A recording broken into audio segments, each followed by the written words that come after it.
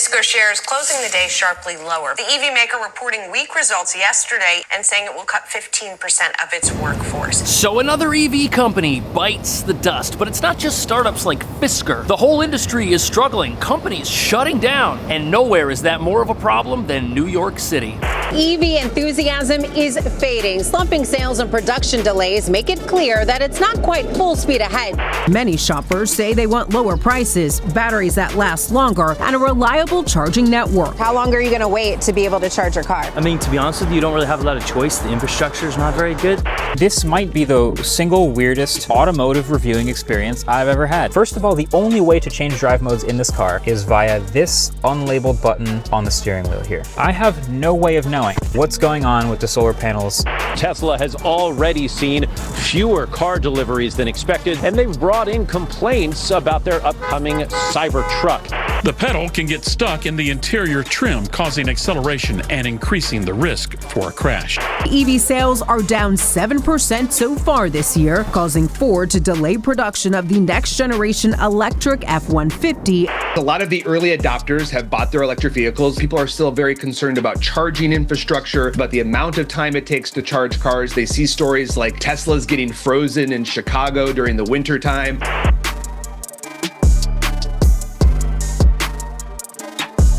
So things are so bad in EV world that the Wall Street Journal is advising companies to move to China. But what nobody's talking about is that even if America's EVs were cheaper to make like their Chinese counterparts, they still wouldn't be compatible with American life, American weather, or the American power grid. And even Americans in progressive cities like New York would continue avoiding them. And that's exactly what's happening, in spite of the fact that by law, EVs will eventually be the only car you can get in New York State. Even though nationally, EV sales have peaked at around 8%, the goal in New York is that within the next 2 years, 35% of all cars sold are electric vehicles. Now, with laws like that, you'd think EV companies, startups especially, would just be rocking, but they're not. And the real reason sales are tanking, companies shutting down, is because nobody wants to admit the more you force an incompatible product on society, the more people will find out how bad it is and do everything in their power to avoid getting stuck with one. Which essentially means the more places like New York push EVs, the more reality pushes back, closing these companies permanently.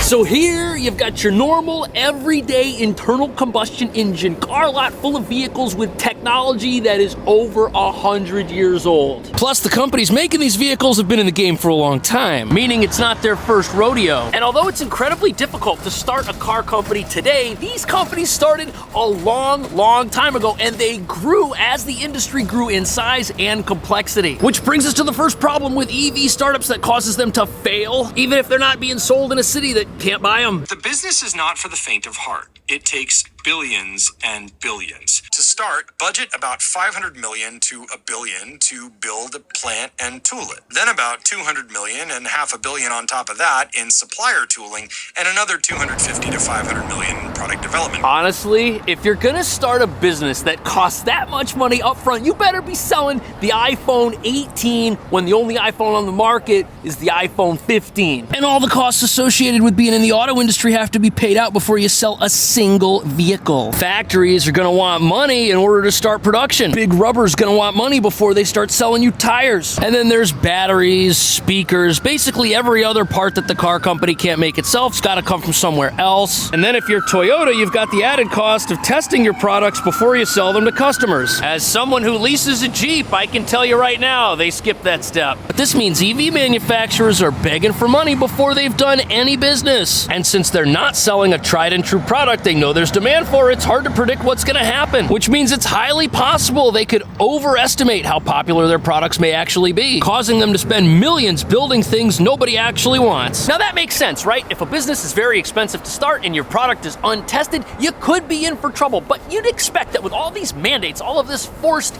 EV adoption, especially in places like New York, you would think demand would be off the charts, but it's not. In fact, there are some people who think forced EV adoption could lead to major backlash as customers do everything they can to get out of buying products they're not interested in. Electric vehicle sales in the U.S. are sluggish. Many shoppers say they want lower prices, batteries that last longer, and a reliable charging network. How long are you going to wait? So sales have slowed because the experience of people who buy electric vehicles isn't what they thought it was going to be. And when the industry leader leader, whose product is by far and away the best, is faltering, that doesn't bode well for your newcomers. Plus, your comparably equipped EV is going to cost way more than a gas-powered car with the same options, which you can fill up in 10 minutes at any gas station. On top of that, even though EVs are supposed to be simpler to make than many gasoline-powered cars because there are less overall components, the quality from a lot of startups, and sometimes even Tesla itself, is, let's just say none of us thought the Cybertruck was going to rust. And speaking of Tesla, rust on the Cybertruck isn't the only problem they've got. Apparently, they made a vehicle where the accelerator can dislodge from the vehicle. Hopefully, it doesn't affect any of their other models. But the fact that a $100,000 plus luxury vehicle has that kind of problem is absolutely crazy, especially when Toyota went through the whole acceleration problem decades ago and ended up paying dearly for it. And what all of this means is that if your top quality cars come from Japan and your mediocre cars come from America, your EV startups in America, they're the worst of the worst. They're all trying to be like Tesla, the gold standard of EV production worldwide, but these companies have zero experience doing anything and their cars are terrible. But even though Teslas are by far and away the best EVs you can buy, for some reason, not everybody's willing to go out and buy one. And that's because there's a massive problem with EV ownership in America that nobody's talking about. And it's not a problem the government can make go away by mandating that every single person buy an EV, although they might try. And it's a particularly big problem right here in New York.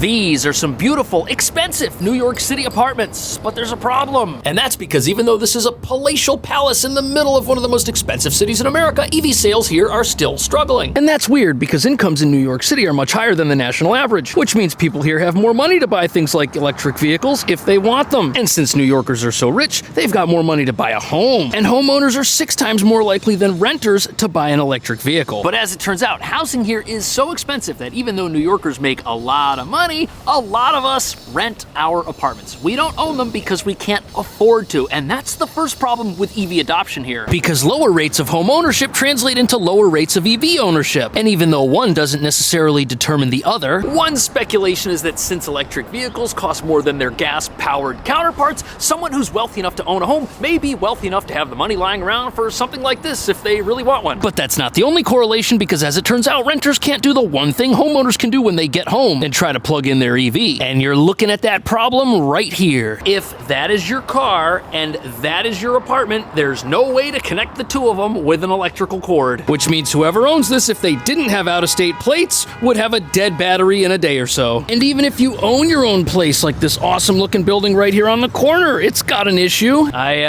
I don't see a driveway. In fact, none of these apartment buildings have driveways, which means that owning an electric vehicle in New York is not going to be like owning a cell phone in New York. You can't just show up at home, plug it in, and be ready to go at 100% the next morning. Now, your best chance of getting an EV-friendly apartment is to rent in a luxury building, which comes with its own parking garage. But there's a problem with that too, because it's up to the people who manage that building to put chargers in the garage. And if there aren't chargers in the garage, you might still end up parking your EV on the street. And that's because in many cases, the condo board or the landlord, if the landlord owns the entire thing, they might not want to install expensive infrastructure like that, because then they've got to maintain it, and that could be you paying thousands of dollars a month in rent to park your car on the street. Or like this white one over here too. Geez, a lot of Teslas on the street. Oh wait, they all have out-of-state plates. That explains it. Which means they all got the energy to get here by plugging in somewhere else and then driving here, and then that's where they're gonna go back and plug back in again. But wait, there's actually another problem that has nothing to do with the cost of the actual car that might stop you from wanting to get one here. And that problem is insurance. New York City car insurance is some of the highest in the country, even for non-electric vehicles. Believe it or not, the cost of insuring an EV is higher than that of a gasoline vehicle no matter where you live. Which means not only can New Yorkers not plug in their electric vehicles when they get home, the cost to insure one here is prohibitively expensive when combined with the cost of your rent. And this is because in some cases, 50% of the EV's value is the battery. And the problem is lithium-ion batteries that power these things are extremely delicate. And that's bad news for a vehicle that's gonna get into accidents. And even minor accidents could cause a brand new EV to get totaled by an insurance company who's afraid to fix it for safety reasons. And that makes owning an EV kind of the opposite of owning this 4Runner right here. That thing could take a few more hits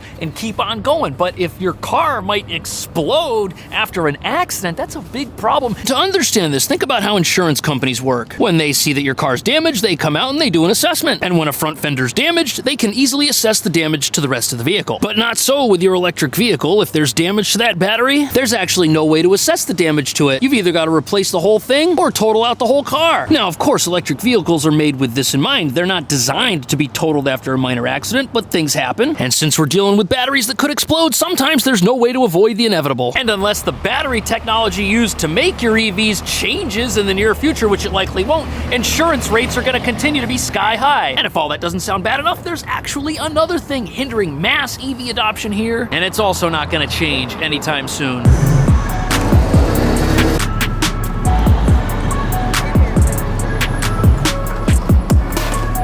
You know, we got a lot of stuff on the sidewalk, but one thing we don't have is any public charging infrastructure. And for a place that wants to mandate EV ownership, that is a huge problem. Because you'd think that with these mandates being less than 2 years away, any and all construction work would be geared towards installing chargers everywhere. But no, not only is that not happening, if you do manage to find a public charger somewhere in New York City, it'll probably be taken. This internet ad is for the push that just added a 100th location for curbside charging. The utilization's been huge, so DOT is already talking about targeting 1,000 by 2025 and as many as 10,000 by 2030. The current estimate is 32,000. So plans like these could change the future, but look around. The future is less than 2 years away and there's no action on the charging front. First of all, installing these on a crowded, cluttered New York City sidewalk might not even be possible, and that's because there is barely enough room for people to even walk down these sidewalks. Can you imagine digging them all up and installing charging systems all over the place? There's just not even space for it. Plus, even if installing chargers everywhere was possible, there are serious questions about whether or not the country's electric grid is even up to the task of supplying electric power to millions of cars all plugged in at once. We might have to build reactors. I don't see that happening anytime soon either. And the other problem is that batteries in electric vehicles are sporadic. Depending on the temperature, that dictates how much they can charge, how fast they can charge, and whether or not they can even charge at all. Which is why they are predictably more popular in warmer climates that don't have winters with freezing temperatures. There's no way you're gonna have a bunch of EVs parked outside in freezing temps all charging. It's just not gonna work. Not to mention that even if all of these vehicles could charge during the wintertime, since their range is a lot lower, they would have to charge more often, consuming even more power. And that's why critics are saying the reason the state wants to force EV mandates on all of us is because the local government here has mandated EV usage for itself and gotten a very different result.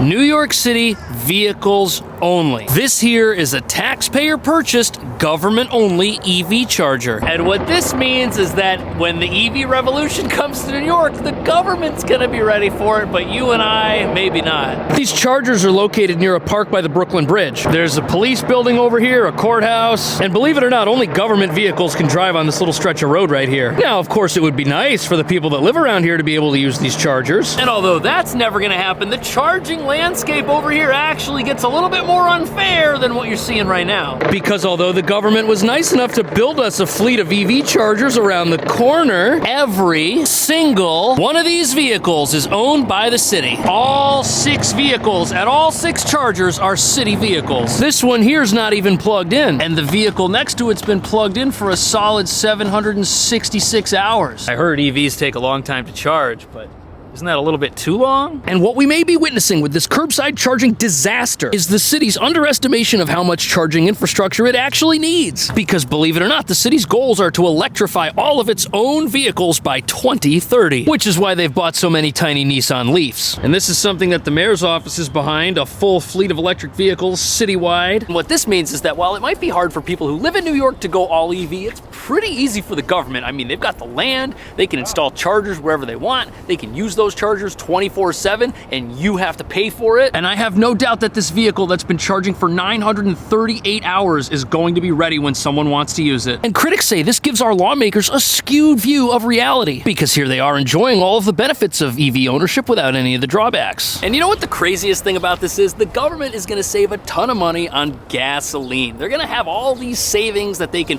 pull statistics from to show us that this is the future. But it's not just New York City. The federal government's doing the same thing. They want to electrify as well. And the federal government has plans to install 100,000 EV chargers by 2030, but their rollout's also a little slow. Apparently, they've only got 4,000 ready to go. And only time will tell if the feds are able to meet their own electric vehicle goals. But all of this EV-related news has some people wondering what's going to happen to a company like Tesla. Because Tesla doesn't just make EVs, they are also an infrastructure company because they make chargers that every car is now able to plug into. And their charging technology gives them an advantage over pretty much every company, including all of the startups that are shutting down. But as they build out their charging infrastructure, they license that infrastructure to competitors, start letting their plugs being used on every single manufacturer. They're going to make tons of money without even selling vehicles. There could come a day where you don't drive Tesla cars anymore, but everybody gets their electricity from a Tesla charger. But although that's probably not going to happen, and if it does happen, it's very unlikely, what's more likely to happen is that Tesla's other advantages like charging technology and licensing help them survive this recent downturn in the EV market. But you know something? The problem with all of these EVs, it's right in front of us. It's this thing right here. And once we get rid of that and we have an easy way to plug these things in that works every single time, that everybody has access to whenever they want, then it's going to make a lot more sense for all of us to be driving these things. And if that doesn't happen and these mandates kick in, rust buckets like this are going to start selling at premiums. And that's got some people speculating that in states like New York, if they decide to push forward with EV-related regulations, the price of used gasoline vehicles like this guy right here are going to go through the roof. Is that true? What could the city do? What technology do we need to save EVs in a place like New York and across the country? Let me know. Thanks for watching. I'll see you in the next video.